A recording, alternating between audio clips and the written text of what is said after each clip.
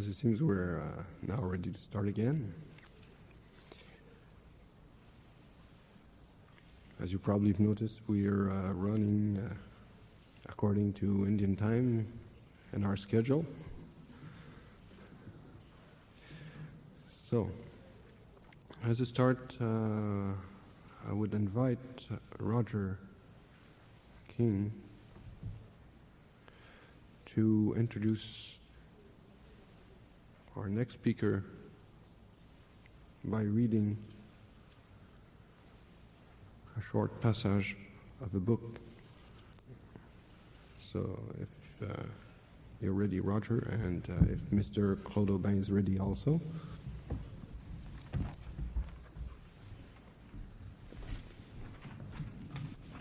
Bonjour. The passage I'll be reading is from Chief Joseph. The earth was created by the assistance of the sun, and it should be left as it was. The country was made without lines of demarcation, and it is no man's business to divide it. I see whites all over the country gaining wealth, and see their desire to give us lands which are worthless. The earth and myself are of one mind. The measure of the land and the measure of our bodies are the same. Say to us, if you can say it, that you were sent by the creative power to talk to us. Perhaps you think the Creator sent you here to dispose of us as you see fit. If I thought you were sent by the Creator, I might be induced to think you were sent. You had a right to dispose of me. Do not misunderstand me, but understand me fully with reference to my affection for the land. I never said the land was mine to do with as I chose. The one who has the right to dispose of it is the one who has created it. I claim a right to live on my land and accord you the privilege to live on yours. Chief Joseph. Claude, you can come up now. Miigwech, Roger.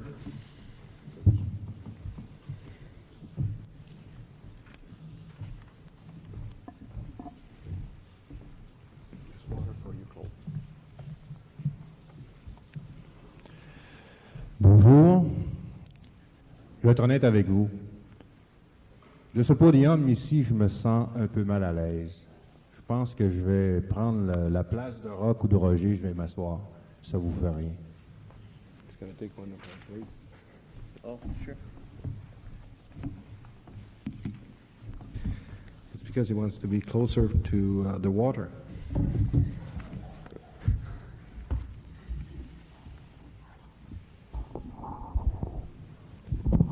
J'espère que tout le monde a en sa possession un appareil de traduction. I hope everybody's got a translation gadget because I'll be going from French to English for all kinds of reasons. I have to do it because when I'll be discussing specifically on the land session, I'll have to do it in French because that's my point of reference in here is in French when I talked about that. First of all, I would like to bring a little clarification. It mentioned on the poster genocide of the Maliseet people. Very important that I clarify right at the start that it only touched the Maliseet nation of Quebec. I don't want to have perhaps the other nation, New Brunswick, come after me in a press conference on Monday and say, what's going on with a genocide? What's going on? It's not the truth. I want to make sure that at all time, when I talked about Maliseet, I talked about the Maliseet of Quebec.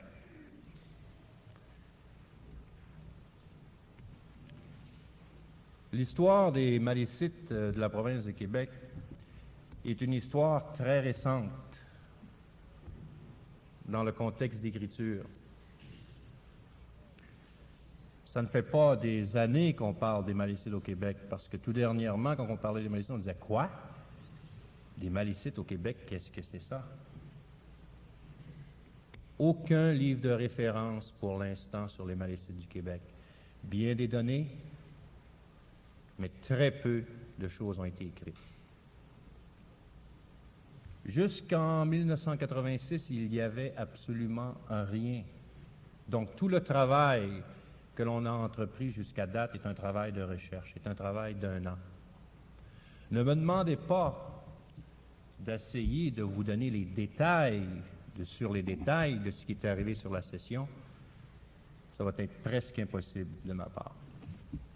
Par contre, en généralité, on est capable pour l'instant de vous donner qu'un compte-rendu de ce qui s'est passé.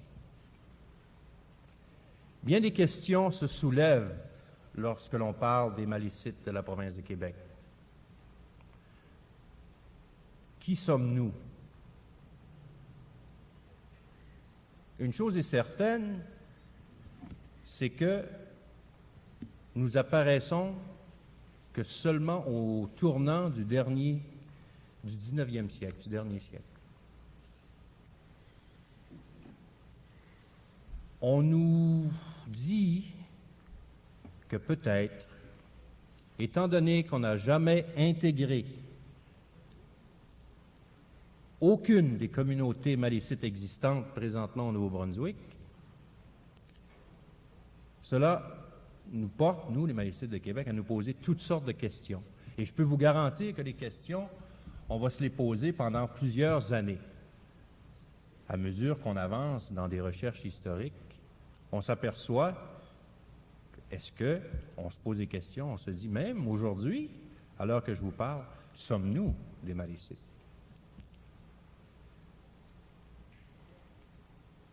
Des termes viennent en surface lorsqu'on fait notre recherche. Des termes tels que bendinique, des termes tels que malouidite, des termes tels que malécite, maléchite. C'est même à se demander s'il n'y aurait pas un dernier terme qu'on va trouver. Malécite, malla. Voyez-vous, l'histoire, parce qu'on est un colloque d'histoire, joue de vilains tours parfois. Si on aurait eu comme référence seulement à se référer à des livres d'histoire déjà écrits, à ce moment-là, on pourrait peut-être juger que oui, on est ci ou on est ça. Mais on a l'opportunité, nous les Malécites de la province de Québec, peut-être d'écrire notre propre histoire, notre version à nous. Et moi, mon but principal aujourd'hui, c'est-à-dire ce matin, pendant le peu de temps que j'ai, c'est de justement vous expliquer notre version des faits. Une version très, est-ce que je pourrais dire partielle, impartiale? Je m'en fous de toute façon. Mais une chose est certaine, c'est que je vais tenter de cerner une situation très précise d'une période entre 1851 et 1869. Pourquoi? Parce que c'était le point tournant. Quand je dis le point tournant, the turning point of what happened to us. Je vais vous donner un commentaire assez personnel, parce que je suis ici pour m'ouvrir, je suis ici pour parler de nous. Parce que je reflète, en principe, je reflète exactement la pensée d'à peu près le 100% de notre population existante présentement. 4 ans passés, les Malécites de Vigée, la bande, selon le ministère des Affaires indiennes, la bande 054 de Vigée, maintenant devenue la première nation malécite du Québec à Vigée et les environs, nous ne savions pas qui nous étions. Nous ne savions pas qui nous étions parce que la cession de nos terres de 1869 a apporté chez nous une désorganisation totale sur le plan culturel, sur le plan politique, sur le plan social. Nous nous sommes devenus ce qu'on appelle en anglais des wandering Indians, des Indiens itinérants, qui ne connaissant pas leur histoire, parce qu'après 119 ans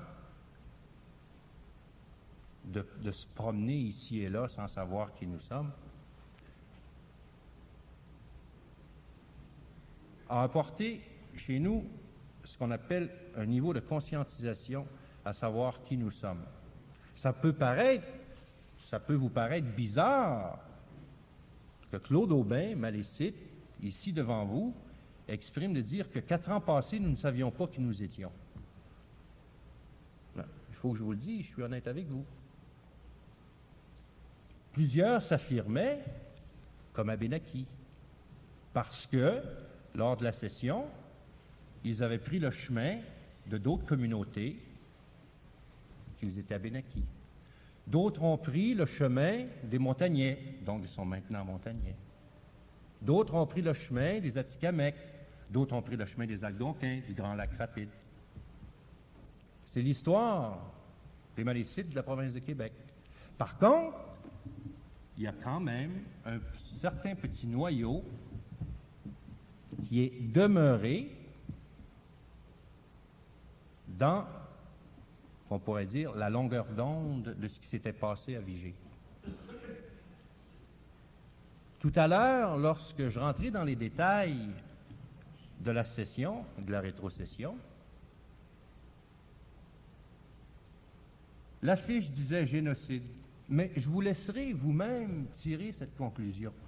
Était-ce vraiment un génocide ou était-ce juste une situation temporaire pour 119 ans? Ça fait mal d'en parler, mais il faut qu'on en parle, on n'a pas le choix. Nous voulons vous refléter ce que l'histoire a fait de nous. Et je peux vous garantir que depuis que la Première Nation malécite du Québec a décidé de se prendre en main, a décidé de refaire, de se rebâtir, je dis parfois, et je le dis très souvent comme chef, pendant 119 ans, il y a eu une roue qui est allée dans une certaine direction et qui nous a amenés à être ce que nous sommes aujourd'hui. J'exige de tout le monde qu'on nous donne 119 ans pour redéfaire la roue.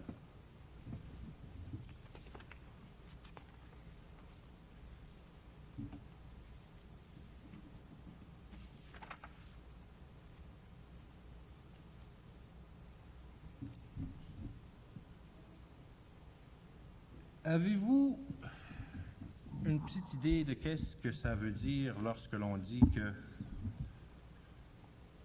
ou si vous entendez un maïcite dire « Je refuse d'être classifié, je refuse d'être assimilé, de disparu et de complètement éliminé par un génocide. »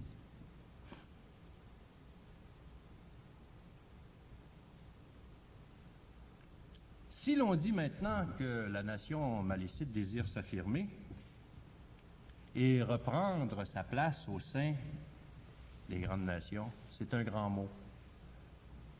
C'est une version, c'est une perception qui n'est pas nécessairement dans un contexte d'une spiritualité autochtone. C'est plutôt dans un contexte d'une perception d'une histoire avec des gens avec qui nous devons faire affaire chaque jour pour reprendre cette place-là. D'un côté, nous avons les gouvernements qui nous disent « Ah, en termes de loi, on ne peut pas, on peut pas faire ci, on peut pas faire ça. Vous n'avez pas de terre, vous n'avez pas de culture, vous n'avez pas ci, vous n'avez pas ça. » Bon, quelle complication. D'un autre côté, nous avons les groupes autochtones très bien reconnus qui nous disent « Ah, bien écoute, après 119 ans, est-ce qu'on fait face à ça chaque jour? » Nous devons constamment nous servir d'une certaine diplomatie. Nous sommes rendus à un point que nous sommes quasiment obligés, au jour le jour, de nous expliquer, de nous justifier.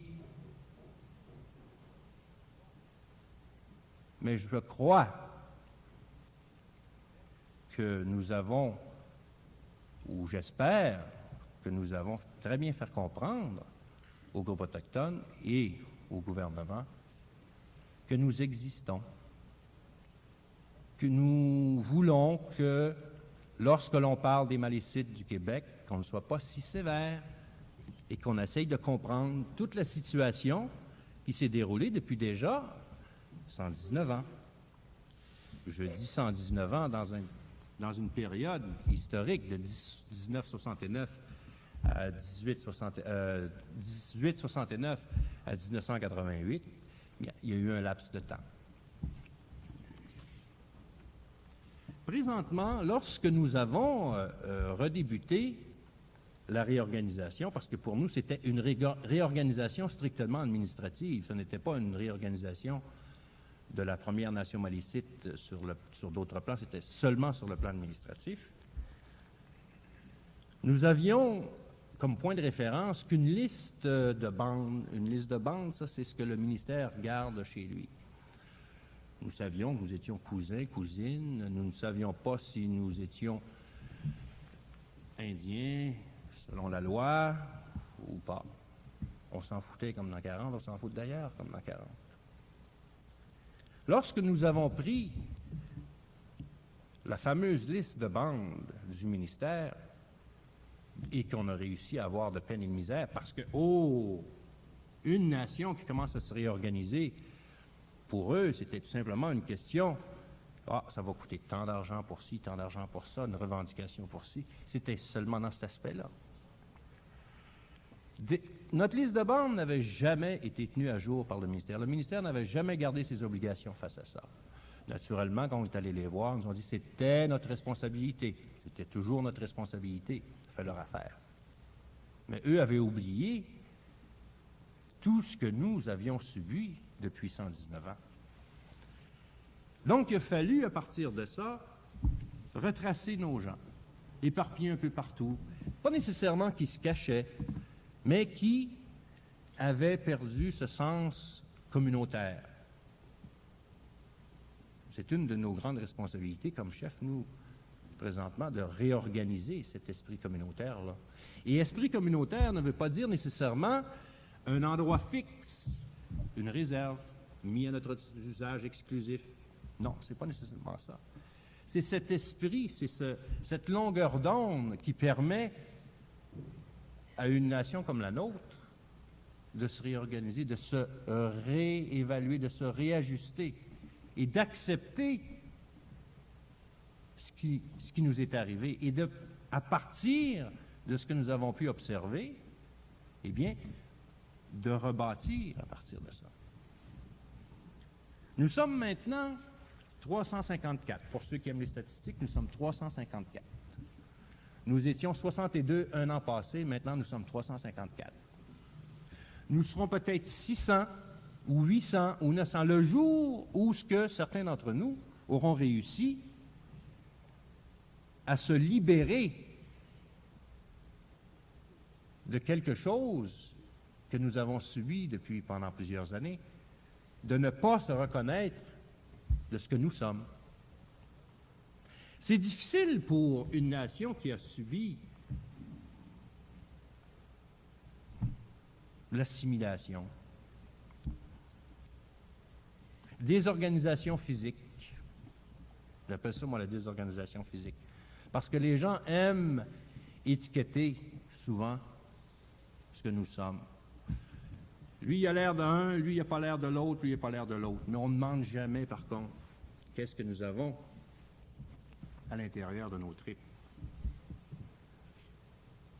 C'est pour ça que le 30 juin 1987, de façon légale, la Première Nation malécite du Québec a décidé de se doter d'un processus, comme tout le monde.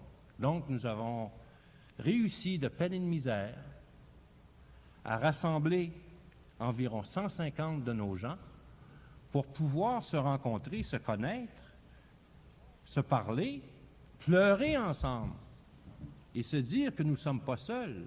Savez-vous ce que c'est, vous, de rencontrer un oncle ou une tante ou un cousin que vous n'avez jamais connu et que vous ne soupçonniez même pas d'exister.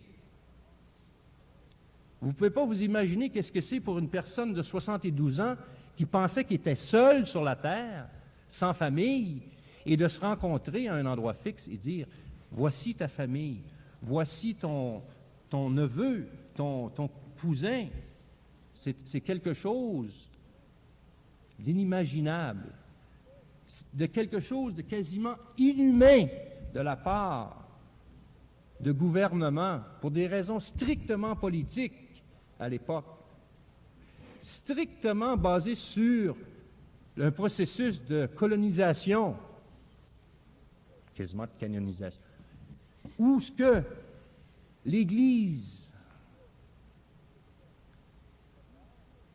et le gouvernement, de pair, ont réussi à nous rendre ce que nous sommes aujourd'hui.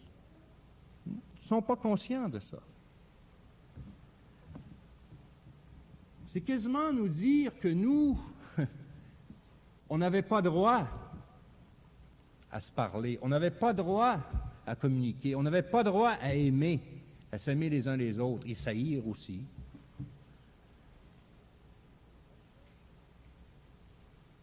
Maintenant, je pourrais aller pendant des heures, mais j'aimerais vous parler de la session.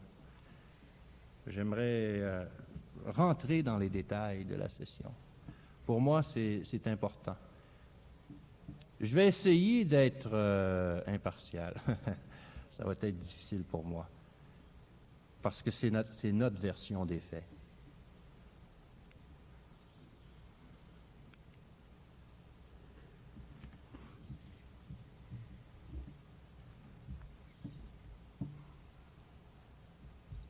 Chez nous, dernièrement, apparaissent, quand on parle, il apparaissent toutes sortes de choses.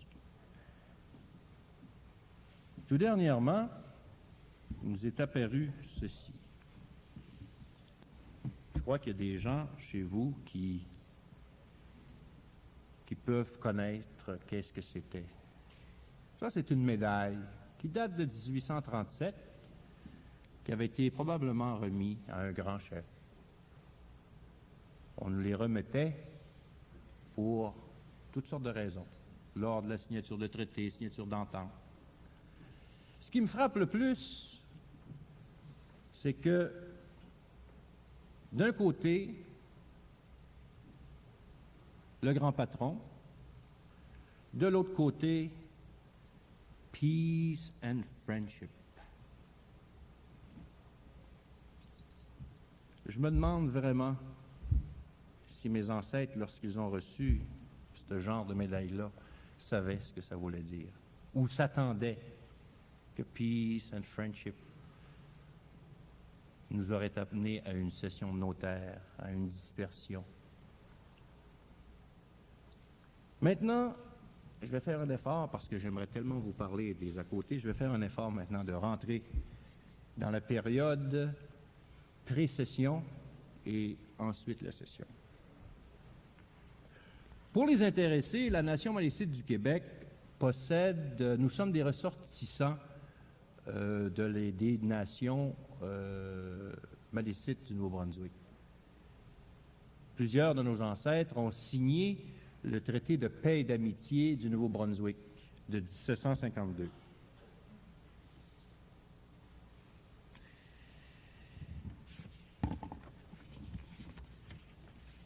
Maintenant, je vais vous lire ceci. Et plus tard, je vous expliquerai pourquoi je vous lis ceci maintenant. Suivent les noms des sauvages malécites qui ont droit à la distribution annuelle des deniers provenant du produit de la vente de la réserve des terres, dite des sauvages dans le township de Vigée, dans le comté de Témiscouata, province de Québec, puissance du Canada.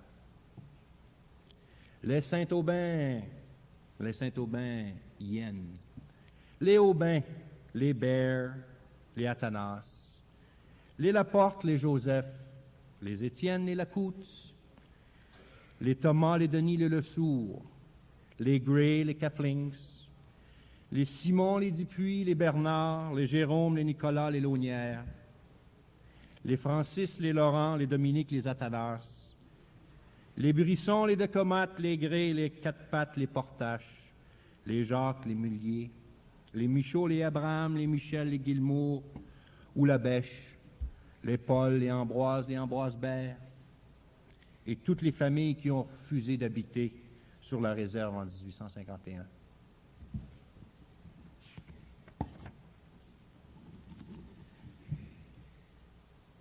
La première nation malécite du Québec appartient probablement, sans contestation, à la grande famille algonquienne. Par contre, notre présence sur le territoire du Bas-Saint-Laurent a pour l'instant créé, pour plusieurs chercheurs ou historiens, ethno-historiens, la confusion totale. Qui sommes-nous? Comme je vous ai soulevé tout à l'heure, Bendinique, Malidouit, Malicite. Certains nous diront, historiens, que nous sommes des êtres-chemins. Mais par contre, comment se fait-il qu'on se retrouve comme signataire sur le traité de paix et d'amitié de 1725? Je crois tout à l'heure que je vous avais dit 1752, mais c'est 1725. Notre histoire a débuté quand? Si je demeure dans un contexte strictement historique. Certains diront qu'elle a débuté lorsque Samuel de Champlain est arrivé à Tadoussac vers 1603. Oh. Moi, je peux vous assurer que notre histoire a débuté bien avant ça. Comme vous le savez, l'histoire est parfois, souvent, pleine de secrets, d'interprétations et surtout pleine de surprises. Notre histoire, comme vous le savez, est vieille de millénaires et mérite toute l'attention des chercheurs. Les étudiants en histoire, les étudiants autochtones qui désirent aller en histoire. La nation malécite a besoin de vous, constamment. D'autres nations ont besoin de vous. Jusqu'ici, notre histoire du XVIIIe siècle se compare au style de vie de nos frères de la rivière Saint-Jean. Nous faisons la cueillette, la chasse, et probablement la chasse à la baleine, parce que nous nous retrouvons surtout sur les bords du Saint-Laurent. Nous traversons très souvent le fleuve pour se rendre jusqu'à Tadoussac, parce que la nation malécite se situe à Cacouna, l'île verte, dans la Basse-Gaspésie, près de Rivière-du-Loup, juste en ligne vers le chemin du Saguenay. On y remonte souvent la rivière du Saguenay jusqu'à Chicoutimi pour aller faire le troc. Je n'ai pas dit la traite, j'ai dit le troc. Le troc entre d'autres nations qui arrivaient de l'Ouest, qui amenaient des denrées de l'Ouest.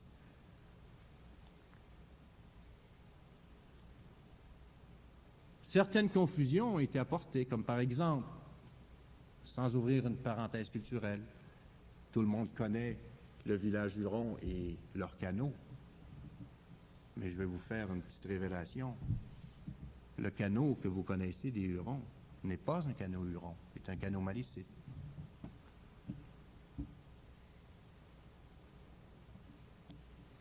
Pourquoi? Parce que, lorsque je vous ai parlé tout à l'heure des mouvements de population de notre tribu, plusieurs se sont ramassés aussi au village Huron.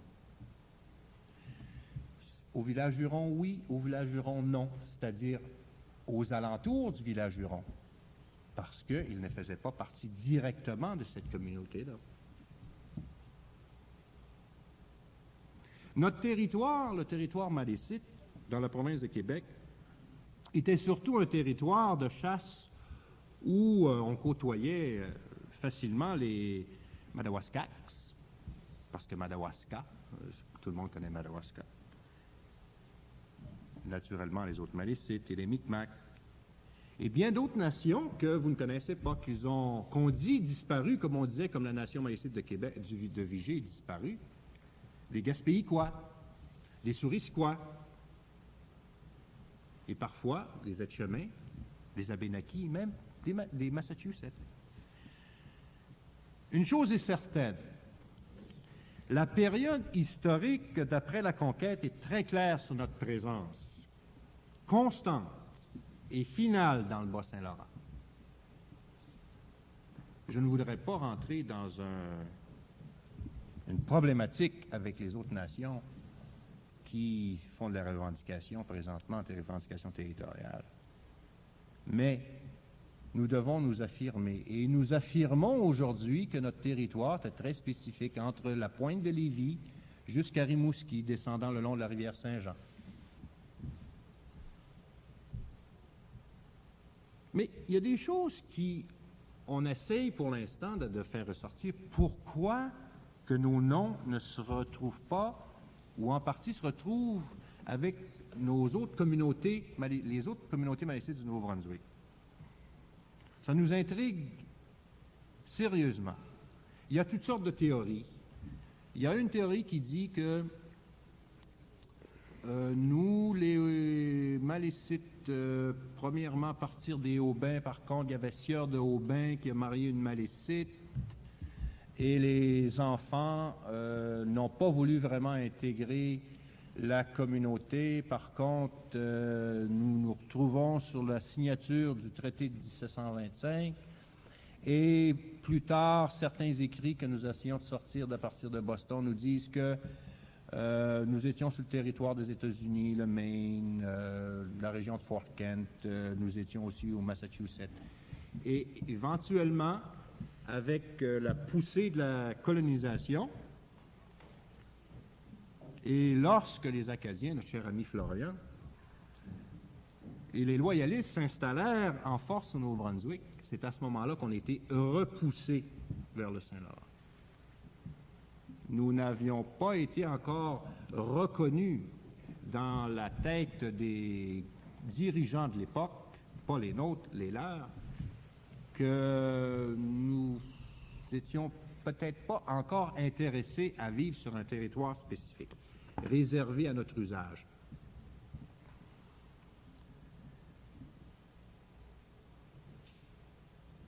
Et voilà, finalement, la nation malécite du Québec s'installe à l'île Verte, incluant l'île Verte. Le missionnaire de l'époque, l'abbé Leclerc, formant une mission sous la permission, parce qu'il prenait une permission dans ce temps-là, du gouverneur Henry Hope et de Monseigneur Jean-François Hubert. C'était là un peu où on se regroupait. Et ce n'est que plus tard que l'on passait à la réserve de Vigée. L'histoire du début de cette communauté, de ma communauté, me laisse parfois un peu perplexe et m'oblige à questionner certains vieux de ma nation. Une chose est certaine, mes connaissances et les connaissances de d'autres, après discussion de chez nous permettent de préciser dans quelles circonstances nous avons fait l'attribution de notre territoire dans le Bas-Saint-Laurent. Nous sommes convaincus, il y en a qui n'aimeront pas ça, mais nous sommes convaincus que l'acquisition de ce territoire exclusif est reliée directement aux ententes de la proclamation royale de 1763. Chose bizarre. C'est à deux occasions que l'on nous remet des territoires au début du 19e siècle. Un en 1830 et l'autre en 1831. Pour votre information personnelle, sur le plan strictement historique, on a trouvé que depuis 6 mois passés, les deux fameux documents qui nous donnaient ces terres en précision. Ils n'étaient pas aux archives. Je peux vous garantir qu'ils n'étaient pas dans les archives. Si je vous disais que la famille Denis a en leur possession ce document depuis 1831, que grand-mère, arrière-grand-mère Denis et arrière-arrière-grand-mère Denis couchent avec le document dans un tube tous les soirs. Et ça a été fait depuis cette époque-là, de génération en génération, et ça se fait encore. Ce qui nous amène et nous crée un fichu de problème. C'est un document légal qui a besoin de restauration. Pouvez-vous vous imaginer, il a suivi l'intempérie des temps partout.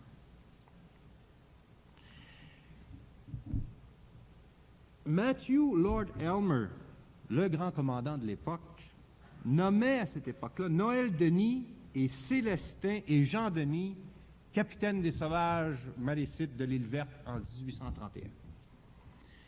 Sir James Kemp nommait Joseph Thomas grand chef amalécite. Ah tiens, c'est une autre terminologie que j'avais oubliée, amalécite.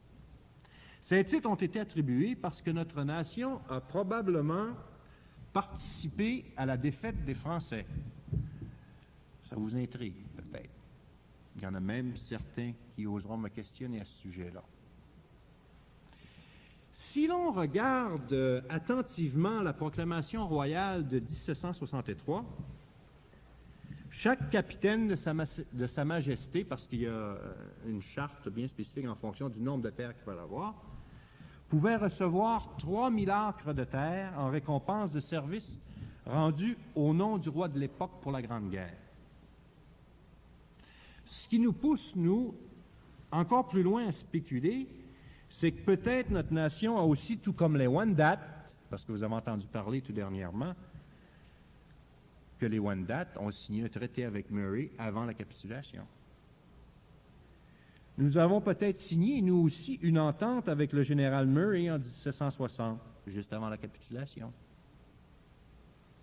Pouvez-vous vous imaginer comment est-ce que ça peut changer la formulation et toute la ligne d'écriture des livres d'histoire présents?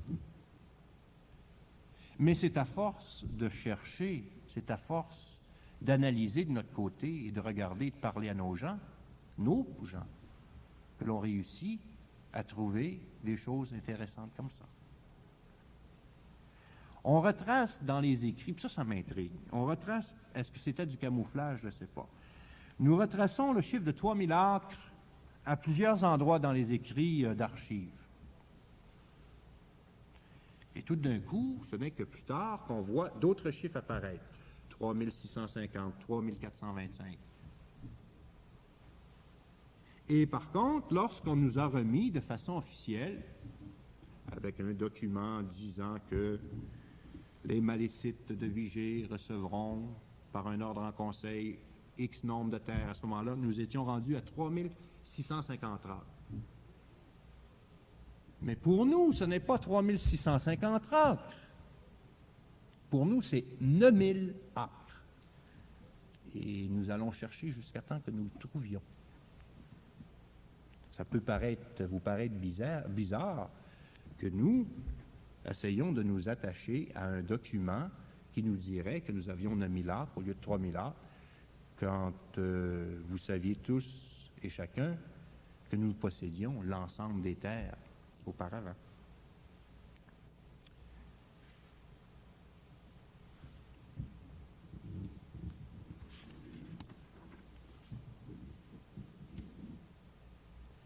Une chose est bizarre aussi. La réserve de Vigée est l'une des premières concessions foncières données aux Autochtones du Québec sous la juridiction britannique. Pourquoi? Je ne peux pas vous répondre pour l'instant. Posez-moi la question dans 2 ans, dans 3 ans, peut-être que j'aurai une réponse pour vous. Mais par contre, nous ne considérons pas que ces terres-là nous ont été données par pitié. Essayez de rester dans le contexte historique de l'époque. La fierté des Malécites, la fierté des guerriers malécites de l'époque, surtout du clan de Vigée, qui, allez dans n'importe quelle tribu malécite du Nouveau-Brunswick, ils vous diront que lorsque nous avions besoin de fiers guerriers pour défendre les intérêts de ceux qui étaient mis dans de petite concentration terrestre, nous allions toujours chercher les guerriers de Vigée. 1851, le début du début, le début de l'histoire du génocide, le début de la sécession. La vie en réserve des Malécites est un échec total. Vous vous rappelez, on vient de nous donner 3650 heures. On voulait faire de notre population à l'époque des agriculteurs sédentaires. Lorsque nous avions toujours été habitués à une vie nomade, ça vous le savez.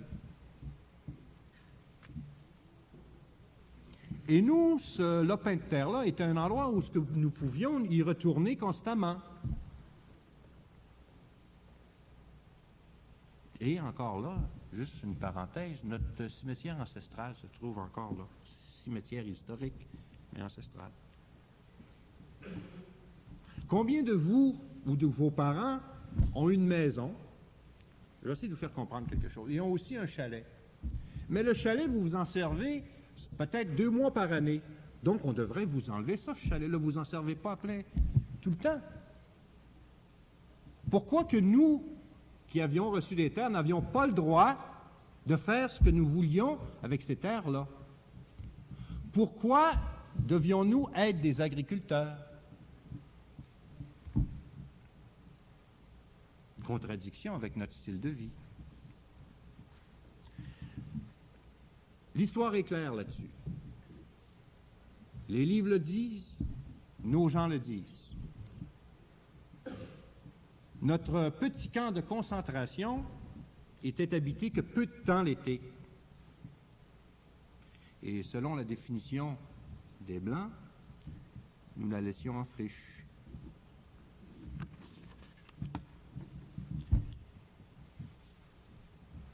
Nos habitudes ancestrales et notre mode de vie traditionnel prévalaient sur nos aptitudes. À l'agriculture. Mais par contre, nous pouvions pas renoncer du tout à notre île verte. Et ceux qui connaissent la province de Québec et connaissent le coin comprendront peut-être pourquoi. Un jour, nous voulions une route, rester dans le contexte, c'est le développement de la colonisation, etc. Nous voulions une route nous reliant de la réserve à la paroisse de l'île verte et jusqu'au lac Témiscouata, qui était anciennement le lac Témiscouatec.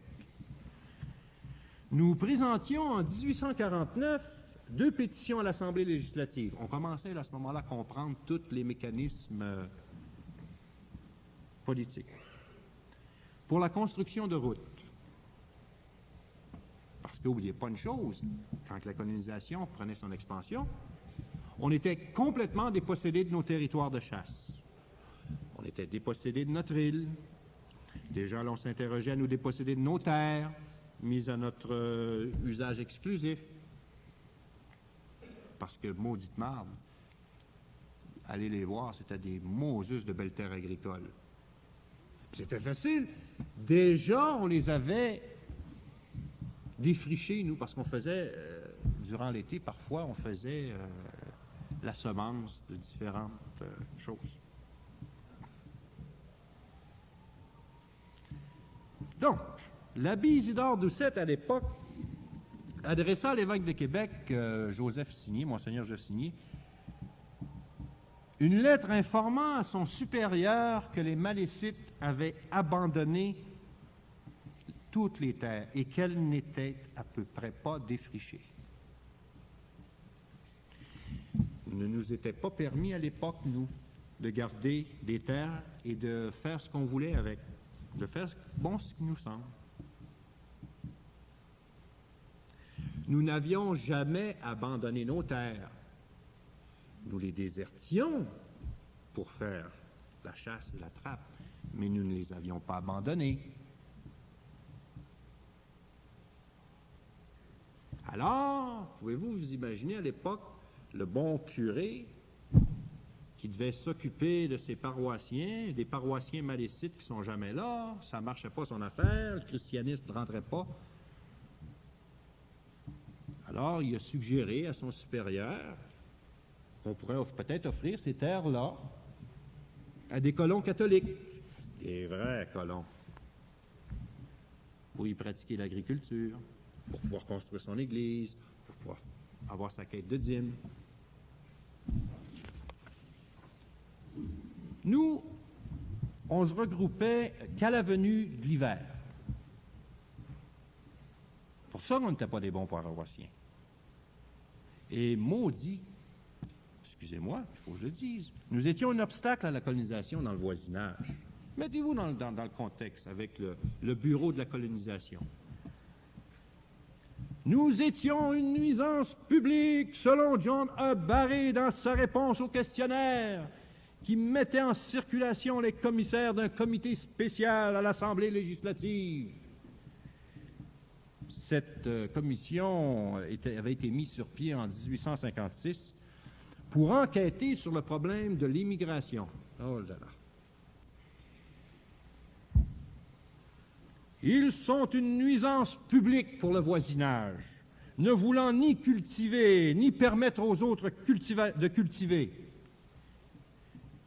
Cet état de choses est pour la paroisse de l'Île Verte un malheur criant, auquel on demande fortement et depuis longtemps remède. Vous pouvez voir le politicien à l'Assemblée législative qui...